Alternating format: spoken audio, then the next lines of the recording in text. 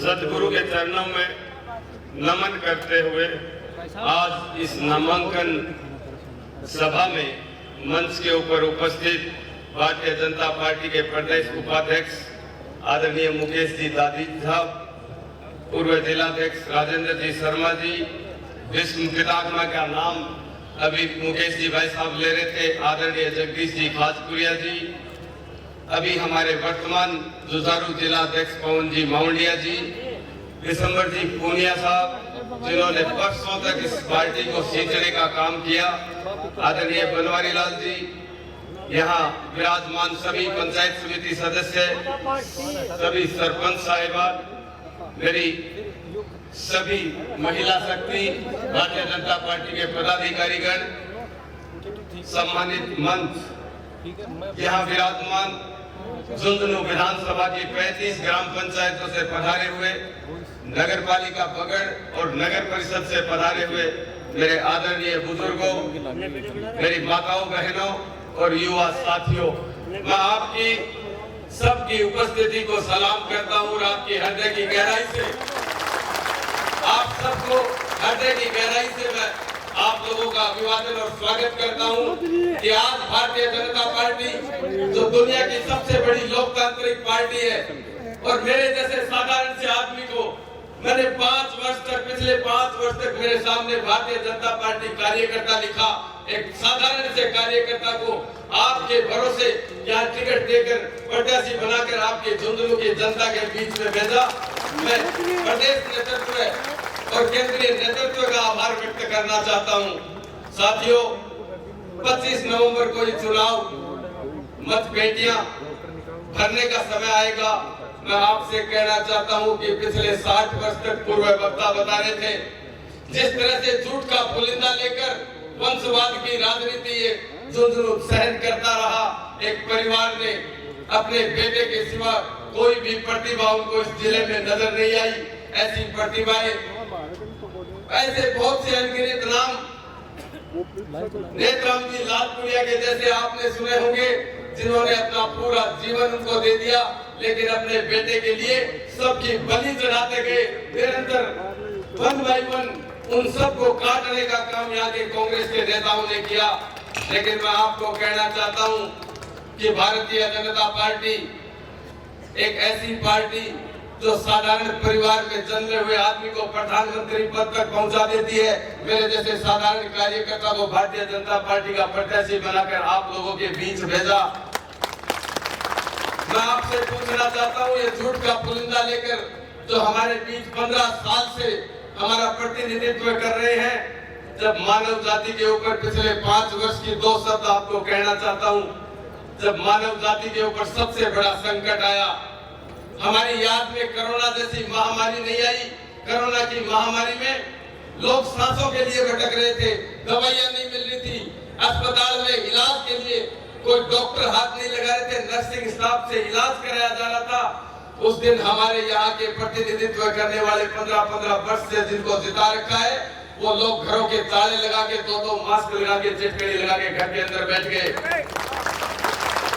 आपने देखा होगा गौ माता के ऊपर इतना बड़ा संकट आया। जब लंपी की बीमारी आई, राज में मंत्री रहते हुए भी उनका दिल नहीं पसीजा कि हमारी गौ माता के ऊपर इतना बड़ा संकट आया है। भले ही जेब से 1 रुपया नहीं दे, वो बहुत गरीब परिवार से हैं, उनके सक्षम घर से नहीं है, लेकिन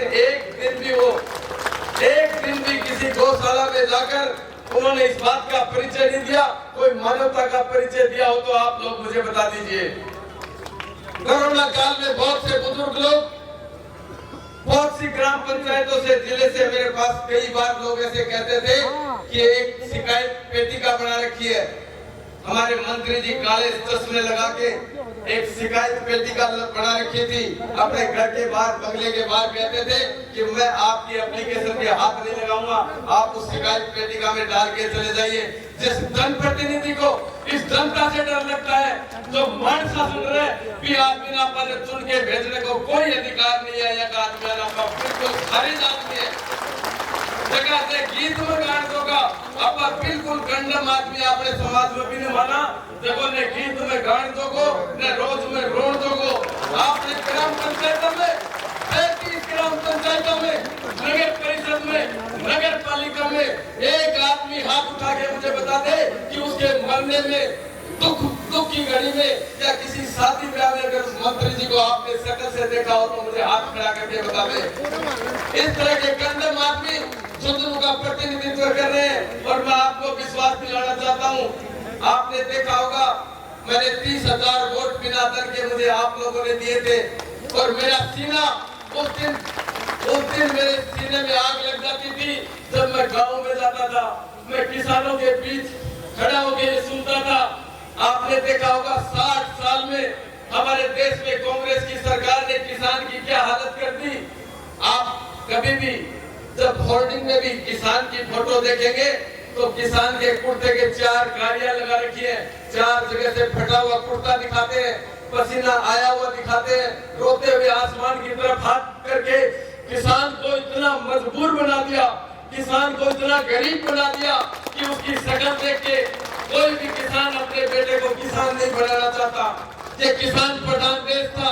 हमारे सीने को इस देश के किसानों ने इस धरती के सीने को चीरकर हम सबका पेट पालने वाले ऐसे परिवार जिन्होंने सबके अन्नदाता कहे जाते हैं, उस अन्नदाता की ऐसी तस्वीर कांग्रेस ने 60 वर्ष में बढ़ाई कि कोई भी किसान अपने बेटे को किसान नहीं बनाना चाहता। आपने ये भी सुना होगा साथियों, समय का अभाव है, मुझे भी याद है अच्छी तरह से शीश राम जीवाला ने जितने चुनाव लड़े वो आप जनता के बीच में जाके एक ही बात कहा करते थे कि साथियों मेरा आखिरी चुनाव है, मैं अब की बार नहर लाके दे दूंगा। उस नहर के नाम पे हमारे को ठगा गया, हमारे बुजुर्गों को ठगा गया। मैं कहना चाहता हूँ आप झुंझुनू की जनता ने अगर बबलू चौधरी को मौका दिया तो ये काटली नदी जो हमारी जीवन रेखा है, इस काटली नदी को इसके अतिक्रमण हटा के काटली नदी को पुनर्जीवित करने का काम बबलू चौधरी करेगा। मैं नहर तो नहीं ला सकता, मैं नहर के झूठे वादे नहीं कर सकता, लेकिन ये जरूर कह सकता हूँ कि हमारी जल स्तर को बढ़ाने के लिए कम से कम हमारी काटली नदी का तो उनको ख्याल आना चाहिए था। मैं आपको विश्वास दिलाता हूँ, आपको कि मैं किसान भाइयों के पास जाता हूँ तो 6 महीने लगते हैं एक फसल को तैयार करने में। ओड़ा परिवार कभी खेत में नहीं गया, विजेंद्र जी ओड़ा को ये नहीं पता कि आप 6 महीने में पहले कौन सी रबी की फसल होती है, कौन सी खरीफ की फसल होती है। मैं आपसे कहना चाहता हूँ जो किसान भाई जब मैं जाता हूँ उनके बीच में और जो जनप्रतिनिधि होता है उसका कर्तव्य बनता है, उसका दायित्व बनता है। मैं सुनता हूँ कि 6 महीने की फसल आवारा पशु उगाड़ दिया करते हैं, पूरी रात टॉर्च की रोशनी लेकर हमारे किसान भाई बैठे रहते हैं। मैं आपको ये भी विश्वास दिलाता हूँ कि बबलू चौधरी को जिस दिन इस बात का एहसास हुआ मैं 30,000 वोटों का कर्ज उतारने के लिए मेरे और कुछ दिमाग में नहीं आई तो मैंने प्रत्येक ग्राम पंचायतों में गौशालाएं बनाने के लिए उनको आगे लाने का प्रयत्न किया। इस विधानसभा की प्रत्येक गौशाला को मैंने 5-5 लाख रुपए इसलिए दिए और नई गौशालाएं बनाओ, उनको प्रेरित किया कि मैं सारे के सारे किसानों की समस्या तो नहीं कर सकता, लेकिन मुझसे जो बन पड़े वो मेरा कायदा बनता है।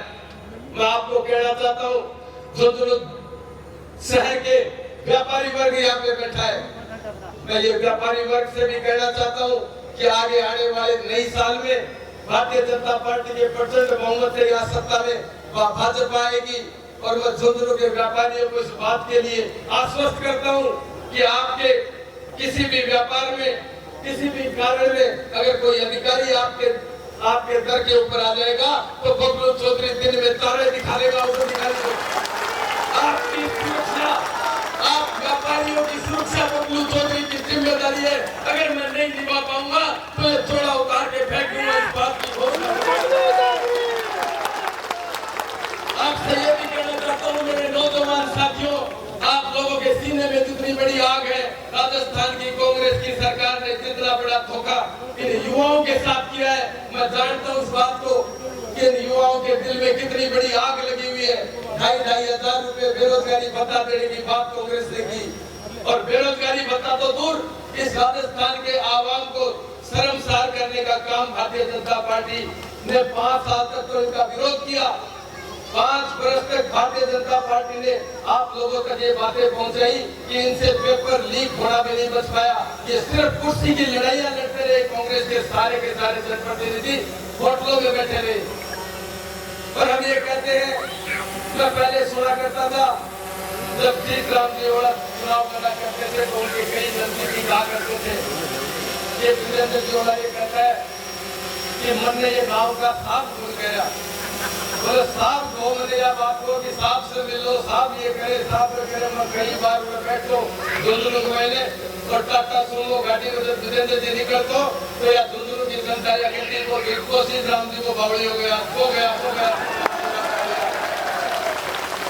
मैंने वो दिन भी याद है जब सरवण जी 20वीं बार कांग्रेस से एमएलए जीता तो मोतीलाल कॉलेज के बाहर निकला।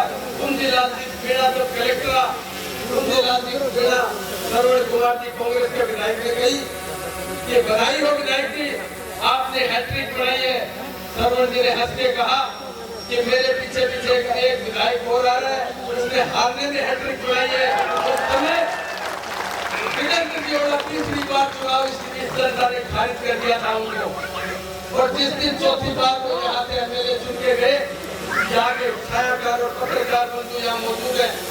मुख्य अखबार में लिखा गया था कि अब की बार पप्पू पास हो गया। ऐसे पप्पू ने इस तरह से उन्होंने राजनीति तुष्टीकरण की राजनीति की इस झुंझुनू की। मैं आपको बता देना चाहता हूँ, हिंदू समाज के प्रत्येक समाज को हमारी समाज की जनगणना करी गई, जाट समाज की जनगणना की गई, राजपूत समाज की, ब्राह्मण समाज की, इनकी जातिगत जनगणना करने का काम कांग्रेस ने किया। कभी भी उन्होंने इस बात की मुसलमानों की जातिगत जनगणना इस देश में कभी नहीं की गई, क्योंकि उनको तुष्टीकरण की राजनीति करनी थी। वो चाहते थे कि हिंदुओं के सारे समाजों को बांट के इनको लड़ा झगड़ा के हम वोट दे देंगे। ये तुष्टीकरण की राजनीति अपनी बार इस झुंझुनू में नहीं चलेगी। साथियों, मैं आप लोगों के विश्वास से ये बात कहता हूँ, आप सबके विश्वास से मैं आपको एक बात का आश्वासन देता हूँ कि इस झुंझुनू में न भ्रष्टाचार रहेगा। इस झुंझुनू के गरीब की, मजदूर की, किसान की एक एक बात को संभालने की जिम्मेदारी हमारे देश के प्रधानमंत्री नरेंद्र मोदी जी जिस तरह से इस देश की अर्थव्यवस्था को आगे ले जाने का काम कर रहे हैं। प्रत्येक नागरिक हिंदुस्तान का ये बात चाहता है, प्रत्येक देशभक्त इस बात को चाहता है कि अब की बार झुंझुनू में जिस तरह से मुकेश जी भाई साहब बता रहे थे, जिस तरह से जिला व्यक्ति बता रहे थे कि डी कैटेगरी में इस झुंझुनू को डाल रखा है।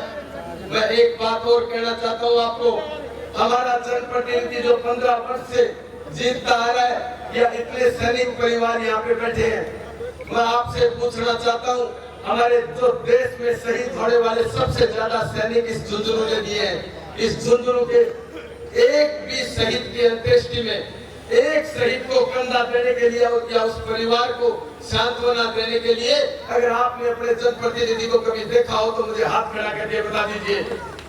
बड़ी शर्म की बात है कि जो जिला शहादत के लिए जाना जाता है, जो देशभक्ति के लिए जाना जाता है, उस जिले के शहीदों के अंत्येष्टि में जाने का समय भी यहाँ के जनप्रतिनिधि के पास नहीं है।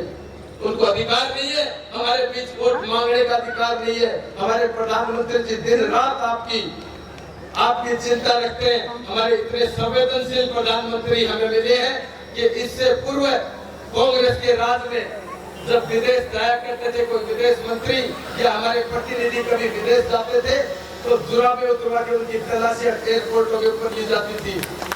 आपको याद होगा ये भी कि आज के दिन अमेरिका के प्रधानमंत्री, दुनिया के सारे विकसित देशों के प्रधानमंत्री, हमारे देश के प्रधानमंत्री जब जाते हैं तो रेड कारपेट बिछा के उनके पलक पावड़े बिछा के उनके लिए खड़े रहते हैं। हमारे सैनिक परिवार ये भी जानते हैं कि ये विपक्षी दल जो 370 और 35A के लिए कहा करते थे कि ईंट से ईंट बढ़ जाएगी, इस देश में खून की नदियां बह जाएंगी।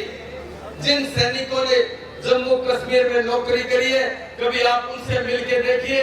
हमारे देश के सैनिकों की, जो देश की रक्षा करने वालों की हालत ये थी कि उनके ऊपर जो पत्थर मारे जाते थे वो उनके पास हथियार होते हुए भी उसका जवाब नहीं दे पाते थे। ये शर्मसार इस देश को करने का काम कांग्रेस पार्टी ने किया।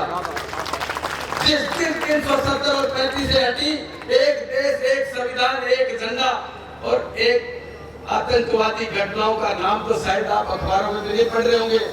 जिस तरह से लश्कर-ए-तोयबा अलग अलग संगठन जिम्मेदारियां ले लिया करते थे, वो कहते थे कि हमारी जिम्मेदारी है, जयपुर का बम फलाने लश्कर-ए-कायदा ने ले दिया, किसी भी संगठन का नाम ले दिया करते थे। मैं समय का अभाव है, आप सब यहाँ इतनी संख्या में पधारे और जिस तरह से माननीय प्रधानमंत्री जी ने महिलाओं की बराबर भागीदारी की है, आप लोगों ने ये बात साबित कर दी कि ये झुंझुनू की महिलाएं, झुंझुनू की मातृशक्ति पूरे देश में सबसे आगे है। हमारी बेटियां आपको जैसलमेर, बाड़मेर, कोटा, कहीं भी जाके देख लीजिए, अस्पतालों में सेवा देती हुई झुंझुनू की बेटियां आपको मिल जाएंगी। ये सबसे अग्रणी रहने वाली महिला शक्ति आप विराजमान है और ये इस बात का सबूत है कि अब की बार 25 तारीख को यहाँ झुंझुनू में कमल का फूल खिलेगा और आप सबके सब बबलू चौधरी बढ़ेंगे। अगर बबलू चौधरी आपकी किसी बात पे खरा नहीं उतरे तो कभी भी आप लोगों के बीच में दोबारा वोट मांगने के लिए नहीं आएगा। इस बात का विश्वास दिलाता हूँ और आपसे एक अपील और करना चाहता हूँ। जिस तरीके से आप लोगों ने दोनों हाथों से आशीर्वाद दिया, इतने समय तक आप सब यहाँ रुके रहे, मैं आपको एक बात और कहना चाहता हूँ। आप सबके चरणों में अभी अपन यहाँ से झुंझुनू कलेक्ट्रेट में फॉर्म भरने के लिए चलेंगे और आज वो हरडावता में बैठे हुए और वो मेरे सट्टे के काम करने वाले भाइयों से भी कहना चाहता हूँ कि अब की बार आपसे भुगतान नहीं होगा। मैं आज खबरदार इस बात के लिए मैं चरनाना से लेकर गाँव में झाड़ू लगाता हुआ आ रहा हूँ। झाड़ू लगाते लगाते इसको लास्ट कोने में पहुँचा दूंगा। आप इस बात को 25 तारीख को देख लेना, सतर्क करके चलने का काम करना। आप सबसे अनुरोध है कि मेरे साथ कंधे से कंधे मिला के मेरे साथ यहाँ खड़े सारे नौजवानों से मेरा गर्व आग्रह है कि अपन सारे के सारे झुंझुनू कलेक्ट्रेट पे जाके आज हमारा 2 तारीख को ही चुनाव हो जाएगा। हम बता देंगे कि 25 को नहीं 2 तारीख को यहाँ से भारतीय जनता पार्टी चुनाव में खड़ी है।